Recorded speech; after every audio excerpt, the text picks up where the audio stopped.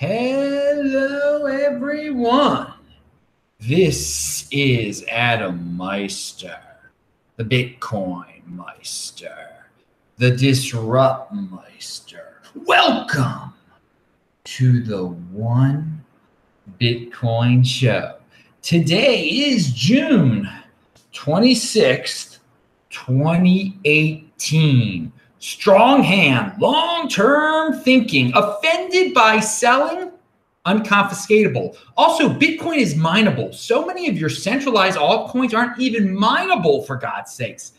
We haven't talked about that for a while. Anyway, this is where the big boys play. It's Bitcoin. It's the BitcoinMeister channel. It's the One Bitcoin Show. I want to thank Mike Ermentrot for $2 Australian in the super chat at the end of yesterday's show when we went off the air, dude. You rock it. Everyone, check out the link section below. Get a Trezor, Ledger Nano, CryptoHWWallet.com, T-shirts, all sorts of affiliate links. Come to the events in Calgary and Philadelphia, et cetera, et cetera, et cetera, et cetera, et cetera. So let's jump right into this thing with this not so shocking story from Facebook.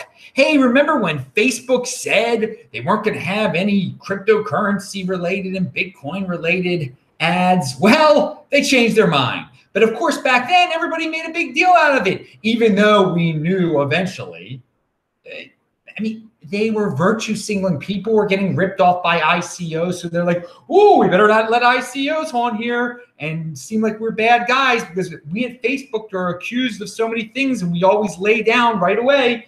But no, of course, Facebook cares about revenue. And they get a lot of revenue from cryptocurrency related ads. And now they're going to let them back on there. There's a whole new process, whatever. Bitcoin doesn't care. Okay. The world is going to go on. Again, we had a bunch of FUD back in the day when Facebook said no more crypto ads. And, oh, it's so bad for Bitcoin. Yeah, guys, right. Look, it's just like that. Long-term thinking, it's gone. It's over. They're doing it again. And hey, they might change their mind again to virtue signal some more. Who cares? Bitcoin it doesn't matter. And again, Facebook needs to make some money somehow. They get it through ads. They're not going to limit. In the end of the day, if they start losing money again, they'll come running back to crypto if they get rid of crypto again. Okay. What else do we have? So yeah, that's linked to below. Every day is one day closer to $20,000. Yes, Andy Hoffman actually tweeted that quote of mine out. And I say that only to remind all you fiat weekend people out there who value your wealth in fiat still that, yeah, it's just one day closer to 20K as every day goes by. Because we're going to get back there. Just like we got back to 1,000 when everybody said we never get back to, oh, it only hit 1,000 because of Mt. Gox. We'll be stuck at 400 forever. Yeah, I've been there. I've done that. It comes back. You got to be patient. But again, on this, for all you fiat people out there, I want to remind everyone that Bcash is worth $750 right now. And Bcash is. And right before the halving, Bitcoin surged. Right before the 2016 halving, Bitcoin surged past $700. Then there was like the Bitfinex hack. There was panic. There was people started doubting the halving. It dropped down to 500, and then it kind of leveled off around 600. And people were just like, it will never get back into the 700s again. You guys are bag holders at 700. Ha, ha, ha. All of those people, they couldn't even fathom the crypto dividend concept at that time. All those haters, all those people who couldn't be patient, who couldn't be holders, they couldn't even, because none of us could, even the good guys, even the long-term thinkers couldn't predict crypto dividends at that point. But long-term holders, long-term thinkers, non-impulsive people who understood the concept of the halving and the scarcity of Bitcoin knew that there'd be all sorts of innovations that would make it worthwhile to hold and not play ridiculous games and not get worried about fiat price. And sure enough, it is laughable what people were saying back then in terms of Bitcoin never getting back to $700. When you look at how all of us were giving free Bcash by just holding. something that is worth more today in terms of your fiat that all of you care so much about than one Bitcoin was even worth then. And we're not even talking about the BGold either situation that we all got for free. So think of it. What is going to happen between now and the next halving that will be just remarkable and unthinkable in terms of the benefits of halving, the benefits of holding? You can't even conceptualize it yet now.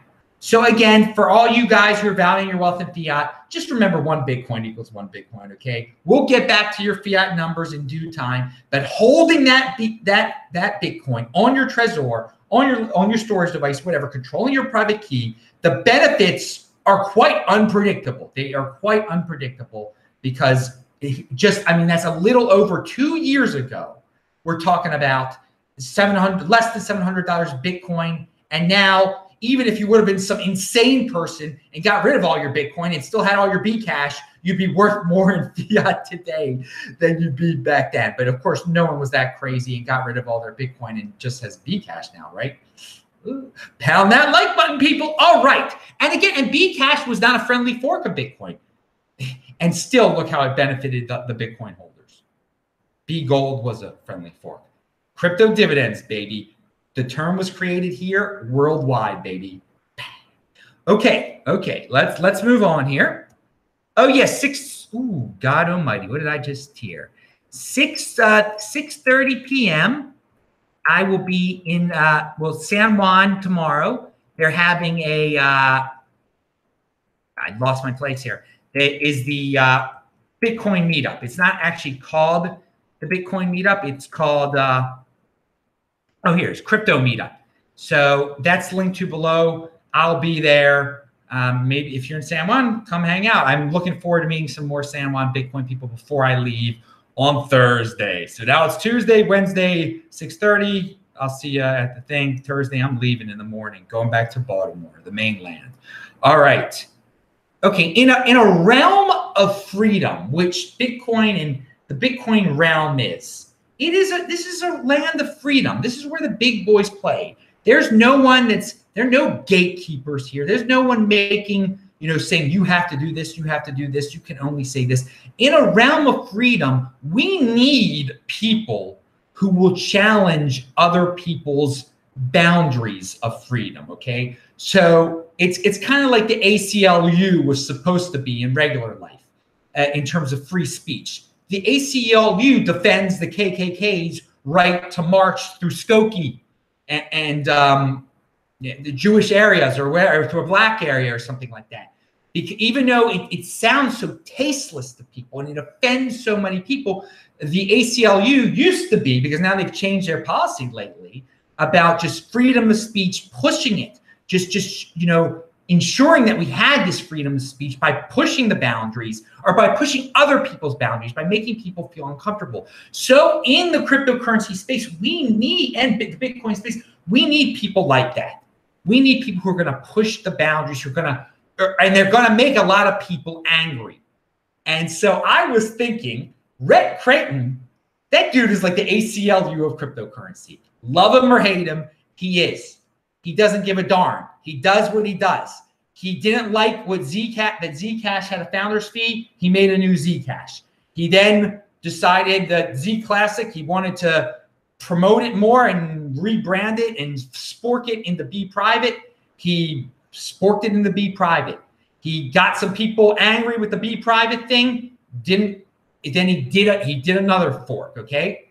And he said, and sometimes he likes cash, sometimes he really pushes people's boundaries. But that's what freedom is here. And we're gonna have all sorts of people. You're gonna have people you really dislike in this space. Maybe the KKK is gonna use Bitcoin or something like that. Again, you're gonna have to deal with it. But guys like Rhett, they're the ACLU of crypto here, man. They're pushing the limits, other people's freedom boundaries, okay? There are other people that say, no, how could he do that? How you can't just do another fork after you didn't complete that fork properly? He's pushing, you can't, no, he can do that. And he's pushing other people's freedom boundaries. He's showing that no, that there is no boundary there. So again, you know, Rhett is in Puerto Rico. I have not stumbled upon him, but one reason he was on my mind was someone I did meet up with did stumble upon Rhett. Actually, it's the same Starbucks that I was hanging out with this other dude at. And remember, people, I was just hanging out at Starbucks for free because Starbucks has the policy that they don't kick anybody out now. And of course, I don't drink coffee and would never eat any food from Starbucks. Well, maybe not. Anyway, you know, I'm very strict about my eating. And you can see that in the Beyond Bitcoin show every Saturday. Check out disruptmeister.com to see all of my archive shows and links below to recent archive show. This Week in Bitcoin will be on Friday. Don't know what time yet. I'll be back in Baltimore there. All right. So speaking of Zcash and pushing the boundaries here, Whale Panda shared this from a Zcash meeting because they're central. All these altcoins are centralized. Okay, they all are, and you know, Zcash is a test of altcoin centralization. They're welcome to do their founders fee type thing. I mean, I don't see a problem with Zcash doing their founders fee. If you don't like it, then don't do Zcash. Go to Z Classic. Go to Be Private. Whatever. Be Private. It's cool. It's like all us Bitcoin holders get this free Zcash without the founder's fee. But anyway, it says Zuko, the founder of Zcash, is getting $4.2 million per year at the current prices of Zcash. And I guess they're valuing their wealth in fiat, whatever, thanks to Zcash's Founders Awards.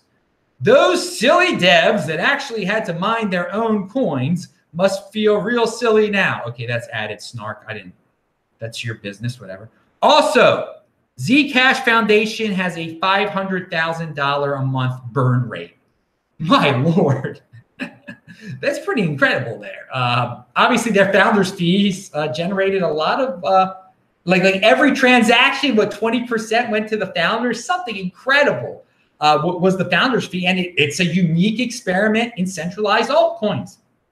There you go. They're free to do what they're doing. I just found those statistics to be fascinating because those are pretty large fiat numbers there. $500,000 a month burn rate for their Zcash Foundation. Good luck. I hope you're marketing with that. Yeah. But yeah, it's an interesting experiment, these centralized altcoins. They're all experiments, and they all do centralization a little bit differently. So if you're offended by founders' fees, go somewhere else. So speaking of fees, the no fees on trades that some of these gimmicks they come up with, some of these exchanges. There's two of them now that have it. They've got a complex gimmick, and I'd never heard of them before, but apparently they're moving up the ranks. Bit-Z and Coinbean don't have trading fees now. And all these people are flocking there. They're becoming tremendous cryptocurrency exchanges. I bring this up because if you are in charge of some centralized altcoin, whether it be a crypto dividend or of Bitcoin or just some random altcoin, you should try to get on these exchanges now. All sorts of people are flocking to these exchanges to trade fifth tier altcoins and whatnot. Get on there. If you want to, if you want to pump your altcoin, you got to get on exchanges like this where they're the flavor of the month exchange. Get on the flavor of the month exchange if you want your altcoin to do well. Again, isn't it fun that if you're just in the Bitcoin and the holding, you don't have to worry about all this nonsense? Is this experiment going to work out? Is this flavor of the month exchange going to work out? When do I flip from this flavor of the month IOTA to this flavor of the month NEO to this flavor of the month Tron? And so on and so on and so on, to this ICO to that nonsense ICO. It's just so simple to hold that Bitcoin with your strong hand and to pound that freaking like button. All right. Again, I'm TechBalt on Twitter, TechBalt. Twitter is awesome if you want to learn about what's really going on in the crypto land, baby. And I retweet stuff all throughout the day at the most random of times. Dude, sometimes I just come in from a hot, sweaty run on the streets of San Juan, rip the shirt off, and just retweet some stuff. Yeah. Oh, yeah. I'm tweeting shirtless. Yeah. Doesn't everyone? Okay, so Chris Black who should be on the show soon. I'm trying to get him on This Week in Bitcoin this week. He's great. He says Bitcoin's anti-fragile technology is controlled by code. Bitcoin's very fragile price is controlled by man. Think about that, dudes. That's linked to below. Chris is a smart freaking dude. He's a good marketer of Bitcoin. He's got a marketing mind. Colonel Swan. Is this Colonel Swan Jr.? He just sent $5 in the super chat. Oh, dude. Thank you, dude. You are rocking it, baby. I see someone else who said strong hand over there. That's right. That's right. And again, here, so I read this. I read the chat without doing a super. Colonel Swan, you did a mitzvah. You got me to look at the whole chat for these other guys who didn't do the super chat. And someone says, yeah, he says Bitcoin halving 2020, Litecoin halving 2019. Dude, we went through the Litecoin halving already in 2015. Didn't do jack, by the way. I lived through it. What I foresee is that this time Litecoin halving will wake people up to like, wait a second, there's going to be a Bitcoin halving eventually. We got to get that back on our minds again. Will it pump Litecoin some? Who knows, dude? Why are you even in Litecoin? Come on. There's really no point. But it could wake up some of the people who don't realize there's such thing as a Bitcoin halving. But of course, it won't wake up most of them. Then there'll be the Bcash halving, which will help the price of Bitcoin, I think, also, because it'll really wake people. That's closer to the Bitcoin halving of 2020, and that will really get the halving hype started. Remember the halving hype hashtag on Twitter? Oh yeah, that was something from 2016 on this channel. Do you guys remember that?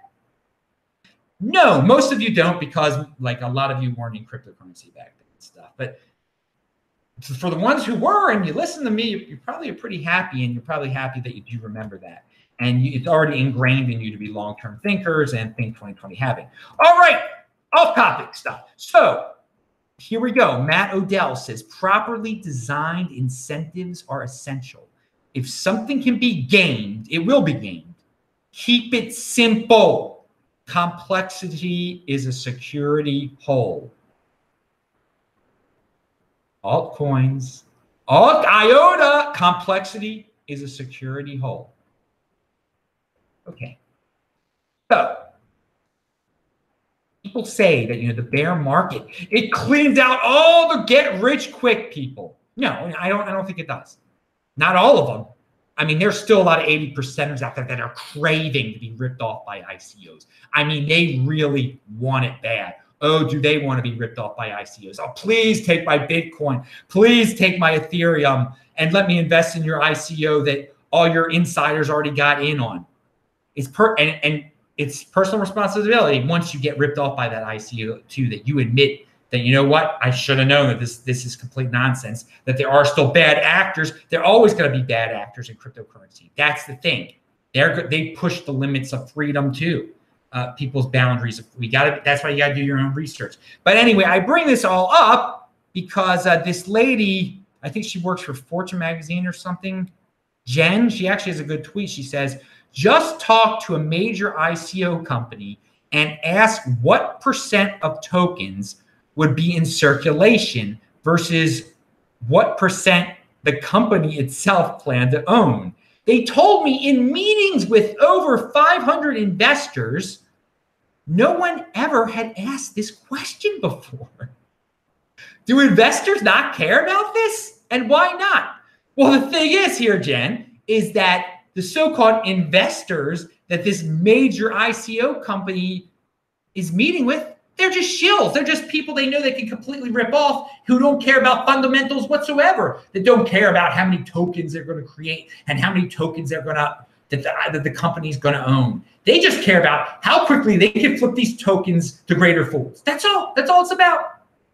So there's no fundamentals here. So I mean, this is just a little bit of the peek into the ICO madness that still exists out there. For all you people who want to participate in it, for all you people who think that ICOs are what cryptocurrency is all about, they don't even care about how many they print, how many they make, how many they own, how many they give away. just as long as, you know, they can flip them as quick as possible, and maybe they'll make some more. Maybe they'll be able to flip some of those. Just some great, yeah, but there's no fundamentals behind it. Anyway, I'm going to be in Philadelphia on August the 18th with Ken Bozak at the cryptocoincom.com. $45 tickets below with the BitcoinMeister 45 discount code. It is linked to below.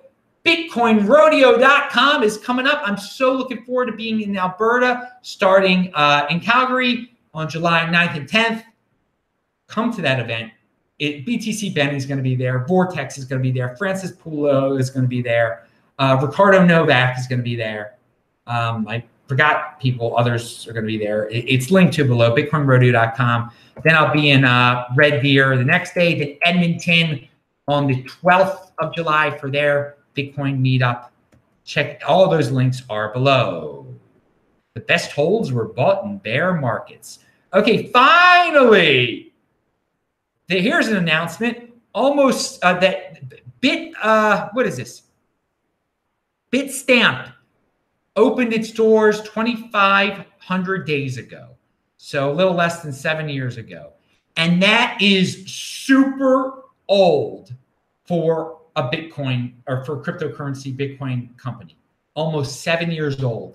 Is like the granddaddy of them all, great granddaddy of them all. And to be in a space where like the great granddaddy of them all is not even 7 years old yet, just shows how young this space is. Just shows how much potential there is in this space, and that the future of the cryptocurrency space, the future of the Bitcoin space is big, it's unpredictable, and it's inspiring. So everyone, pound that like button. I'm Adam Meister, the Bitcoin Meister, the Disrupt Meister. Welcome to the freaking show. Have a strong hand. Subscribe to this channel. I will say hi to all you dudes in the chat right now. See ya.